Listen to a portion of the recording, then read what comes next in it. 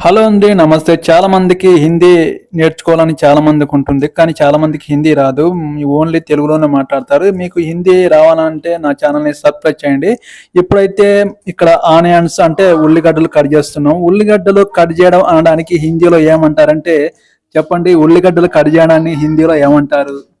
ప్యాజ్ కా కాట్నా అంటారు. హిందీలో ఉల్లిగడ్డలు కట్ చేయడాన్ని ప్యాజ్ కా కాట్నా. మనం బీరకాయని తెలుగులో బీరకాయ అంటాను. చాలా మంది మనకు హిందీ నేర్చుకోవాలని ఉంటుంది కానీ హిందీ చాలా మందికి రాదు. హిందీ నేర్చుకోవాలంటే నా ఛానల్ని చేయండి. బీరకాయని హిందీలో ఏమంటారంటే తురై అంటారు. మన హిందీ నేర్చుకుంటే ఎవరితోనైనా హిందీలో అంటే మన దేశంలో ఎక్కడైనా మన హిందీ మాట్లాడుకోవచ్చు.